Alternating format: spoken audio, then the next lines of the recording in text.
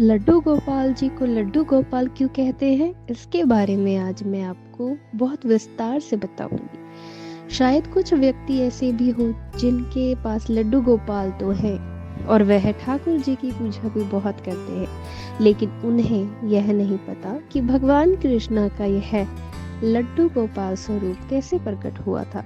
इसके पीछे का रहस्य क्या है, क्या कहानी है, तो चलिए मैं आपको इसके बारे में बताऊंगी।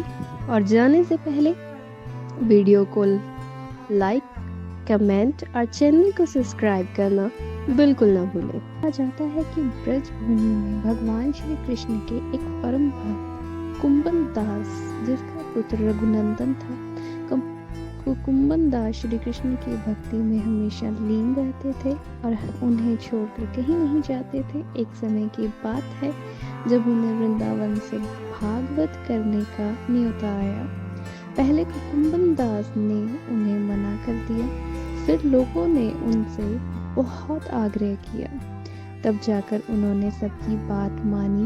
उन्होंने सोचा कि भगवान की सेवा की तैयारी करके ही जाएंगे और कथा करके वापस लौट आएंगे। कुंभन दास ने भोग की सारी तैयारी करके अपने बेटे रघुनंदन को समझा दिया कि ठाकुर जी को भोग लगा देना और कथा के लिए चले गए। रघुनंदन ने भोजन की थाली ठाकुर जी के आगे रख दी और उनसे भोग लगाने का भी आग्रह किया।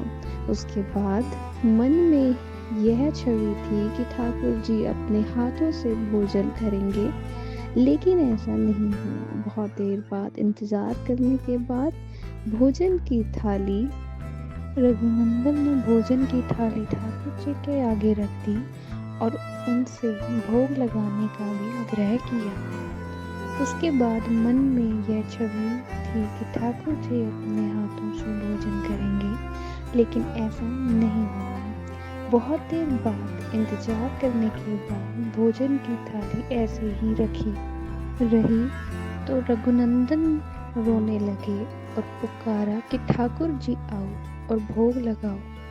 तब रघुनंदन की इस पुकार के बाद ठाकुर जी ने बालक का रूप धारण किया और वह भोजन करने बैठ गए। जब कुंभन दास ने घर आकर रघुनंदन से प्रसाद मांगा तो उसने कहा कि ठाकुर जी ने सारा भोजन खा लिया। कुंभन दास को लगा कि बच्चे को भूख लगी होगी, इसलिए वह सारा भोजन खा लिया, लेकिन ऐसा रोजाना होने लगा।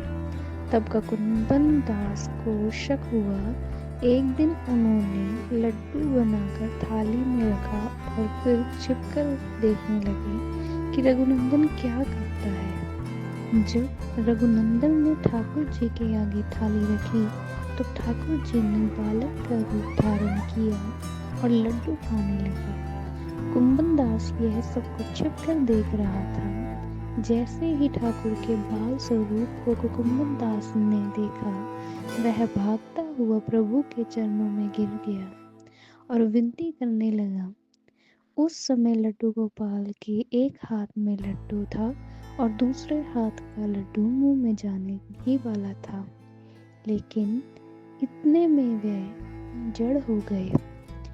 उसके बाद भी उनको इस रूप की पूजा की जाती है और उन्हें लड्डू गोपाल के नाम से पुकारा जाने लगा।